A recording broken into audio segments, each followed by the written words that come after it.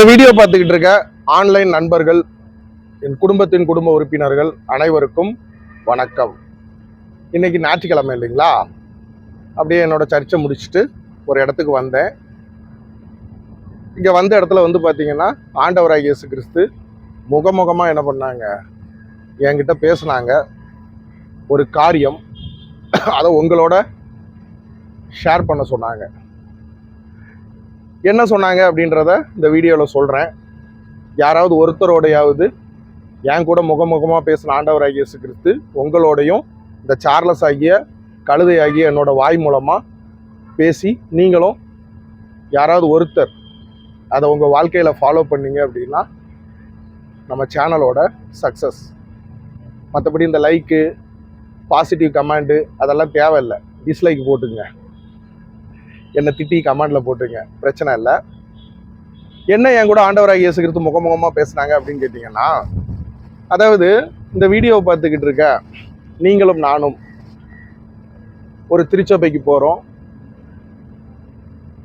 இப்போ ஒரு பைக் வாங்குகிறோம். முதல்ல என்ன பண்ணுவோம், பிற மதத்தில் இருக்கிறவங்க நேராக கோயிலுக்கு கொண்டு போவாங்க. அங்கே பூசாரி ஐயாமார்கள் இருப்பாங்க. அவங்கக்கிட்ட ஒரு பூஜையை போட்டு அந்த பைக்குக்கு பொட்டு வச்சு பூ வச்சு டயருக்கு கீழே ஒரு எலுமிச்சை பழத்தை வச்சு நசுக்கி என்ன பண்ணுவாங்க, பைக்கை ஓட்ட ஆரம்பிப்பாங்க. ஆனால் கிறிஸ்தவர்களாகிய நீங்களும் நானும் ஒரு பைக் வாங்கிட்டு முதல்ல நம்ம சொந்தக்காரன் சொக்காரனு கூட அதை காட்ட மாட்டோம். முதல்ல எங்கே போவோம் அப்படின்னா நம்ம சபை போதகரோட வீட்டுக்கு போவோம். இல்லை அவர் சர்ச்சில் இருந்தாருன்னா போயிட்டு, பெரும்பாலும் இட நாட்களில் தான் என்ன பண்ணுவோம், அப்போ ஐயா வந்து என்ன பண்ணுவாப்புல, பைக்கு மேலே கையை வச்சு ஒரு ஜபத்தை பண்ணி இந்த வாகனம் போக்கிலும் மரத்திலும் ஆசீர்வதியும் ஆண்டவரே அப்படின்ட்டு ஒரு ஜபத்தை பண்ணிட்டு வருவோம். அதே மாதிரி தான் ஒரு கார் வாங்கினாலும், இல்லை நம்மளுக்கு வேலை கிடைச்சிடுச்சு, அப்பாயின்மெண்ட் ஆர்டரை முதல்ல என்ன பண்ணுவோம், சபை போதகர்கிட்ட கொண்டு போய் கொடுத்து ஒரு ஜபத்தை பண்ணிட்டு, இல்லை மாத சம்பளம், இந்த மாதிரி பல காரியங்கள். இது எல்லாத்துலேயுமே நம்ம பண்ணக்கூடியது என்ன அப்படின்னு கேட்டிங்கன்னா, அந்த பாஸ்டரை பார்க்க போகும்போது, நம்ம சபை போதகரை பார்க்க போகும்போது கையில் ஒரு ஸ்வீட் பாக்ஸ் என்ன பண்ணுவோம், கட்டாயம் வாங்கிட்டு போவோம் இல்லைங்களா? அந்த ஸ்வீட் பாக்ஸில் என்னது, லட்டு, ஒரு ஜிலேபி, ஒரு மைசூர் பாக்கு அப்படின்னு ஒரு கலந்த ஒரு கலவையாக அந்த ஸ்வீட் பாக்ஸ் இருக்கும். அப்படி இல்லைன்னா பால்கோவாவிலேயே விலை கூடினது, அந்த மேலே சில்வர் கலரு கோட்டிங் உள்ள பால்கோவா என்ன பண்ணுவோம், வாங்கிட்டு போவோம். ஏதோ ஒரு பாக்ஸோடு போவோம். ஓகே ஃபைன், இது வந்து சந்தோஷமான விஷயமா நம்மளுக்கு படுது. இந்த வீடியோ பார்த்துக்கிட்டு இருக்க சாதாரண விசுவாசிகளாகிய நீங்களும் நானும் அதை வந்து என்ன பண்ணுறோம், ஒரு மகிழ்ச்சியின் வெளிப்பாடு, பாஸ்டர்மார்களுக்கு நம்ம வந்து ஒரு கனப்படுத்துகிறோம் அப்படின்றது ஓகே. ஆனால் அவங்க இடத்துல இருந்து யோசித்து பாருங்க. அதாவது இந்த வீடியோ பார்த்துக்கிட்டு இருக்க நீங்கள் பைக் வாங்குறீங்க, நான் பைக் வாங்குறேன், 2 பேர். அதே மாதிரி இந்த வீடியோ பார்க்காதவங்க ஒரு 4 பேர் பைக் வாங்குறாங்க. அந்த மாசத்துல 6 பேர் கார் வாங்குறாங்க. இல்லை வேற ஏதோ ஒரு காரியத்துக்கு, ஏதோ ஒரு கவுன்சிலிங்க்கு, ஏதோ ஒரு காரியத்துக்காக ஒரு 10 பேர் ஒரு மாசத்துல சபை போதகரை ஒரு வீட்டில் போய் பார்க்க போறாங்கன்னு வச்சிங்களேன். வீட்லையோ இல்லைன்னா சர்ச்சில் இருக்கிற ஆஃபீஸ்லையோ பார்க்க போகிறோம். குறைஞ்சது 10 பேர் போனாலும் 10 கிலோ ஸ்வீட் ஆச்சு. கரெக்டுங்களா? ஒவ்வொருத்தர் ஒரு கிலோ வாங்கிட்டு போனாலும் 10 கிலோ, இல்லை ஒவ்வொருத்தர் அரை கிலோ வாங்கிட்டு போனாலும் 5 கிலோ. நான் சொல்றது குறைஞ்சது. அதோட அதிகமாக தான் என்ன ஆகும், 20 கிலோ 30 கிலோ ஒரு சபை போதகருக்கு ஒரு மாசத்துல ஸ்வீட் பாக்ஸ் என்ன ஆகுது, கிலோ கணக்கில் போகுது. அவங்க வீட்டில் எத்தனை பேர் இருப்பாங்க? உங்க சபை போதகர், என்னோட சபை போதகர், அவர் ஒருத்தர், பாஸ்டர் அம்மா, வேணா ஒரு 2 பிள்ளைகள் வச்சிங்களேன். மொத்தம் 4 பேருக்கு ஒரு மாசத்துல 15 கிலோ 10 கிலோ ஸ்வீட்டை கொண்டு போய் கொடுத்தா அவங்க எப்படி சாப்பிட முடியும்? எப்படி சாப்பிடுவாங்க?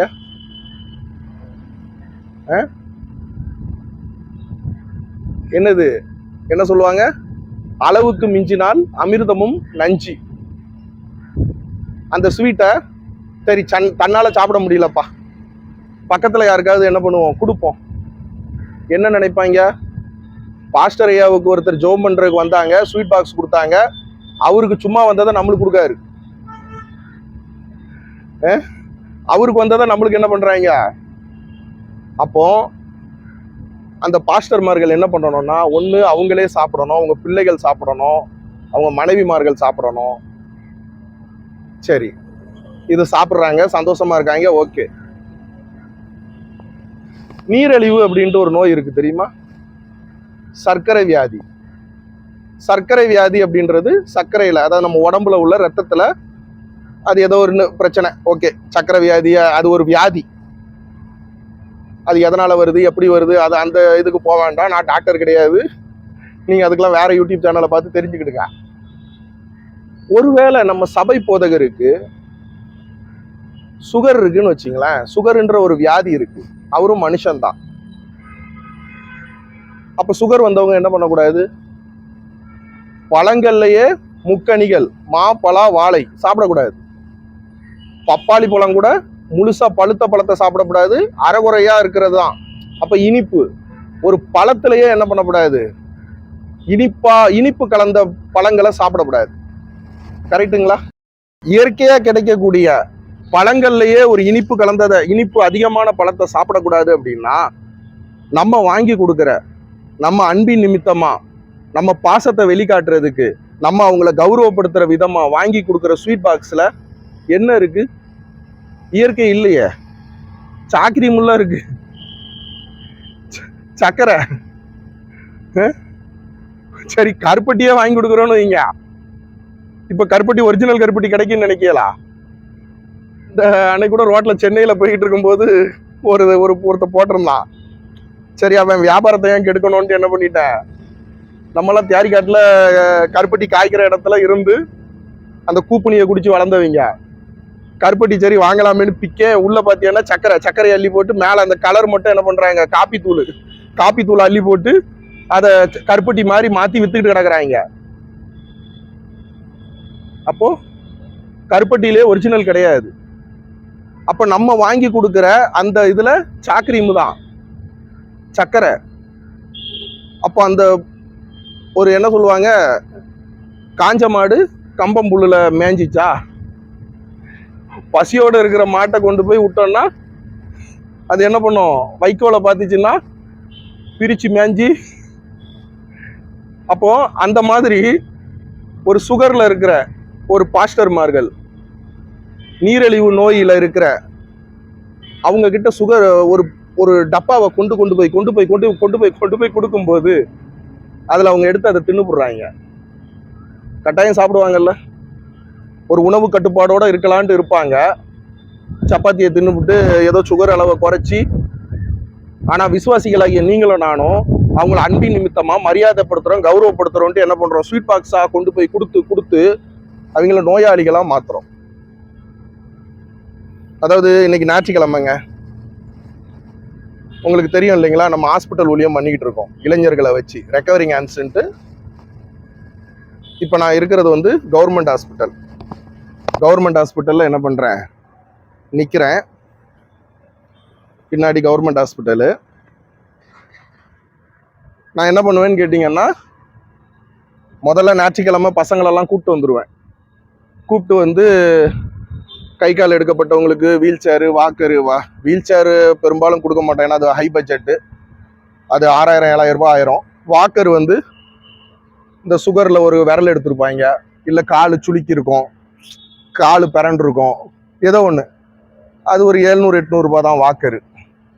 அப்புறம் டைப்பரு, அப்புறம் பெண்களுக்கு வந்து நாப்கின், விஸ்பரு, இந்த மாதிரி பெட்டில் இருக்கிறவங்களுக்கு என்ன பண்ணணும், வாலிப பசங்களை வச்சு பண்ணிக்கிட்டு இருக்கேன், பல வருஷமாக பண்ணிக்கிட்டு இருக்கேன்.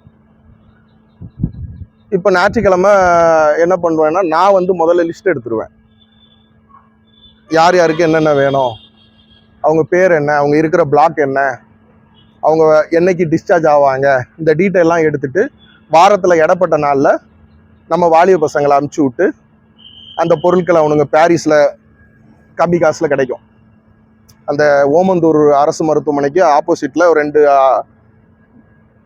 இந்த மாதிரி பொருட்கள்லாம் விற்கிற கடை இருக்குது. நாப்கின் விஸ்பர்லாம் இங்கே வாங்கிடுவேன். அது லோக்கல் மெடிக்கல் ஷாப்பில் வாங்கிடுவோம்.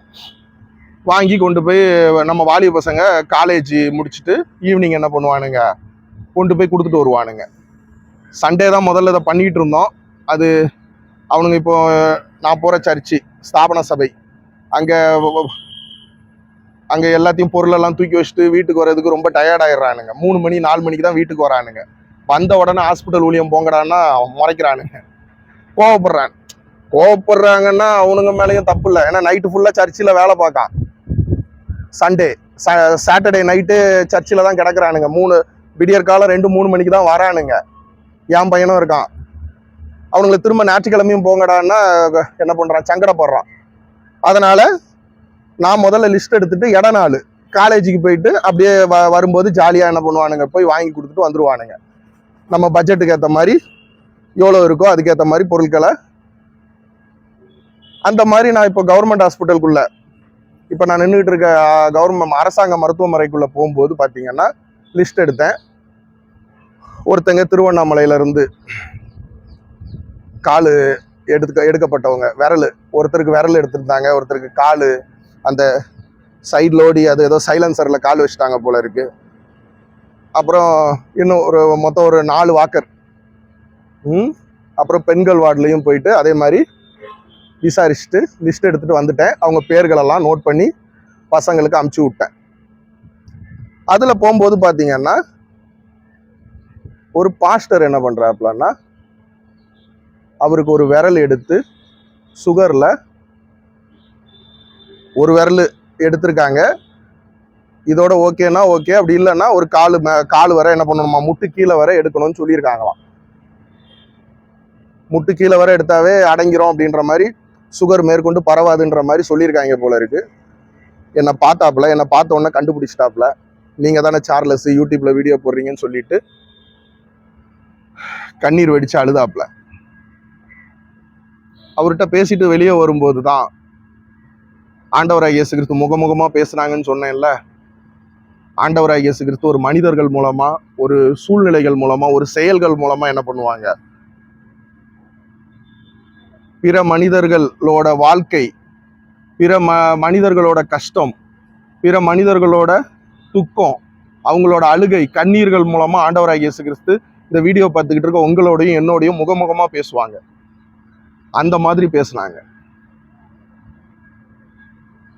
தயவு செய்து இந்த வீடியோ பார்த்துக்கிட்டு இருக்கவங்க பாஸ்டர்மார்களை கனப்படுத்தணும் அப்படின்ட்டு போகும்போது என்ன பண்ணாதீங்க, ஸ்வீட் பாக்ஸ் வாங்கிட்டு போகாதீங்க. அப்போ என்னப்பா வாங்கிட்டு போனோம் அப்படின்னா காசா கொடுத்துருங்க. இன்னைக்கு ஒரு ஸ்வீட் பாக்ஸ் 1 கிலோ எவ்வளோ, எப்படியும் 500 ரூபாய்க்கு மேலே வரும் இல்லைங்களா? பால்கோவாலாம் வாங்க போனீங்கன்னா 500-600 ரூபாய் வரும். ஒரு 500 ரூபாய் என்ன பண்ணுங்க, ஒரு மொய் கவரில் வச்சு கொடுத்துருங்க. அவர் என்னத்தையும் ஒன்று ரொட்டியோ சப்பாத்தியோ வாங்கி சாப்பிட்டு போட்டோம். ஒரு மொய் கவரில் வச்சு என்ன பண்ணுங்க, எந்த பாஸ்டர்களும் தப்பா நினைக்க மாட்டாங்க. என்ன ஸ்வீட் பாக்ஸ் வாங்கிட்டு வராம துட்டை கொடுத்துட்டு போறியா? இல்ல, நான் இந்த ஹாஸ்பிட்டல் ஊழியம் என்னோட அனுபவத்துல சொல்றேங்க. முதல்ல எல்லாம் என்ன பண்ணிட்டு இருந்தோம்னா, நிறைய பேருக்கு சாப்பாடு பொருட்கள் வாங்கி கொடுத்தோம். சாப்பாடு பொருட்கள்னா எப்படி சொல்றது, இந்த இது பிஸ்கட் பாக்கெட்டு, பிரெட்டு, பொதுவாக நம்ம அதை தானே வாங்கி கொடுப்போம். அதுக்கே நிறைய நோயாளிகள் என்ன தெரியுமா சொன்னாங்க, தம்பி பிஸ்கட்டு நீங்கள் இன்னைக்கு ரொட்டி பாக்கெட் ஒன்று வாங்கி கொடுத்துட்றீங்க, நாளைக்கு அது கெட்டு போயிடும். இதே இந்த ரொட்டி பாக்கெட்டுக்குள்ள துட்டா கொடுத்தீங்கன்னா நான் என்ன பண்ணுவோம், 2 நாள் கழிச்சு கூட அதை வாங்கிப்போம். ஒரு பால் வாங்கிப்போம். நீங்கள் இன்னைக்கு பால் வாங்கிட்டு வந்து கொடுத்துட்றீங்க, அந்த பாலை வைக்க முடியுமா? 1 வாரம் வைக்க முடியுமா? தயிராகி போயிடும். தயிர் இல்லை, அது கெட்டு சீரழிஞ்சு போயிடும். நீங்கள் காசாக கொடுத்தீங்கன்னா அந்த காசை நாங்கள் என்ன பண்ணுவோம், 1 வாரம் கழிச்சு கூட பால் வாங்கி குடிச்சுப்போம். அப்போ அந்த பணம் அவங்க தேவைக்கு என்ன பண்ணிப்பாங்க, பாஸ்டர்மார்கள் பயன்படுத்திப்பாங்க. இல்ல நீங்க ஐயோ காசா கொடுத்தா எப்படி, யாரும் தப்பா நினைக்க மாட்டாங்க. ஒன்றும் இல்லை, இப்போ ஹாஸ்பிட்டலுக்குள்ளே நீங்கள் போங்க, நோயாளிகளுக்கு ஒரு மொய் கவரில் ஒரு 2000 ரூபாய் வச்சு கொடுங்க, இல்லை 2000 ரூபாய்க்கு ஆப்பிள் ஆரஞ்சு சாத்துக்குடின்னு வாங்கி கொடுங்க. அவங்க எதை விரும்புவாங்க? இந்த வீடியோ பார்த்துக்கிட்டு இருக்க நீங்களும் நானும் மருத்துவமனையில் இருக்கோம்னா, சார்லஸ் ஆகிய நான் ஒருவேளை நோயாளியாக இருக்கேன், எனக்கு ஏதோ ஒரு பிரச்சனை, நீங்கள் கொடுக்குற அந்த 2000 ரூபாய் துட்டு தாங்க எனக்கு வேணும்பேன். நான் என்ன வேணால் நினச்சதை வாங்கிக்கலாம். ஆனால் நீங்கள் ஆப்பிள் ஆரஞ்சை வாங்கி கொடுத்துவிட்டு அதை திங்க முடியாமல், அப்போ தான் எனக்கு தொண்டையில் ஆப்ரேஷன் பண்ணி வச்சுருக்கோம்.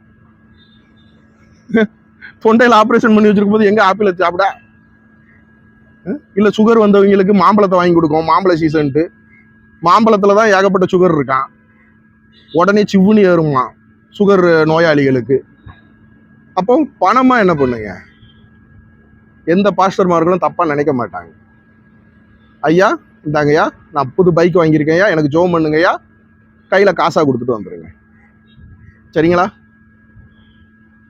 ஆண்டவராகிய இயேசு கிறிஸ்து என்கிட்ட முகமுகமாக பேசினதை நான் உங்கள் கூட பேசிட்டேன். யாராவது ஒருத்தருக்காவது நீங்கள் ஒருத்தராவது ஃபாலோ பண்ணுவீங்க அப்படின்ட்டு நம்புகிறேன். தொடர்ந்து இந்த வீடியோ பார்த்துக்கிட்டு இருக்க வாலிப தம்பிமார்கள், மருத்துவமனை ஊழியம், அம்மா அப்பா இல்லாத பிள்ளைகள் மத்தியில் போய் பண்ணுறதுக்கு ஏகப்பட்ட பேர் இருக்காங்க, செல்ஃபி எடுத்து போடுறதுக்கு நிறைய பேர் இருக்காங்க.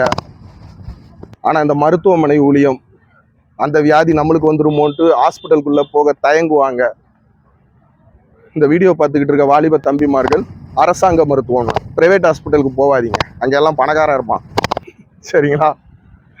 கவர்மெண்ட் ஹாஸ்பிட்டலுக்குள்ளே போங்க, அடுத்த வேளை சாப்பாட்டுக்கு வழி இல்லாதவங்க இருப்பாங்க. அதே மாதிரி இந்த வீடியோ பார்த்துக்கிட்டு இருக்க பொம்பளை பிள்ளைகள் பார்த்துக்கிட்டு இருக்கீங்கன்னா, டைப்பர், நாப்கின், அக்கா அவங்க சைஸ் என்னன்னு கேளுங்க. அவங்க எஸ் எம்னு சொல்லுவாங்க. ஆம்பளை பையல்கிட்டே சொல்கிறாங்க. நம்ம வாலிப பசங்க போகும்போதே அக்காமார்கள்லாம் என்ன பண்ணுவாங்கன்னா, அதெல்லாம் வைக்கப்பட மாட்டாங்க. அந்த அந்த ஜென்ரேஷன்லாம் முடிஞ்சு போச்சு. டைப்பர் இது வாங்கி கொடுங்க, சாரி நாப்கின் என்ன பண்ணுங்க வாங்கி கொடுங்க. முதியோர்களை பார்த்தீங்கன்னா டைப்பர் வாங்கி கொடுங்க. அப்புறம் ஒரு வீல் சேர் கூட பட்ஜெட் அதிகம், வாக்கர் வாங்கி கொடுங்க. வாக்கர்லாம் 700 ரூபா தான், ஆன்லைன்லலாம் 600 ரூபா 700 ரூபா. கொஞ்சம் அலுமினியம் இதுவாக பார்த்து வாங்குங்க. இல்லை இது கூட போதும். அது இப்போ என் உடம்பு நான்லாம் 110 கிலோ 100 கிலோன்னு நினைக்கிறேன். இப்போ எனக்கு என்ன மாதிரி ஆட்களுக்கு அலுமினியம் வேணும். ஒரு 50 கிலோ ஆட்களுக்கு அலுமினியம்லாம் தேவையில்லை, சும்மா பைப்பு போதும், இரும்பு பைப்பு. அதெல்லாம் 500-600 ரூபா தான். அலுமினியம் தான் 1200 ரூபாவோ என்னமோ வரும். அந்த மாதிரி என்ன பண்ணுங்க, வாங்கி கொடுங்க. ஆண்டவராகிய இயேசு கிறிஸ்துவின் ஆசீர்வாதத்தை வாலிப தம்பிமார்கள் தங்கச்சிமார்கள் என்ன பண்ணுங்க, முழுமையாக பெற்றுக்கொள்ளுங்கள். நன்றி, வணக்கம். அடுத்த பதிவில் சந்திக்கிறேன். தொடர்ந்து நம்ம ரெக்கவரிங் ஹேண்ட்ஸ் நம்ம ஹாஸ்பிட்டல் ஊழியத்துக்காக ஜெபம் பண்ணிக்கங்க. நன்றி. மக்கள் நல்வாழ்வு கண்டிடவே சேவை செய்வது நம் கடமை. மக்கள் நல்வாழ்வு கண்டிடவே சேவை செய்வது நம் கடமை. தேசமே நமது நேசம், தேசமே நமது வாசம், தேசமே நமது சுவாசம், சந்தோஷம்.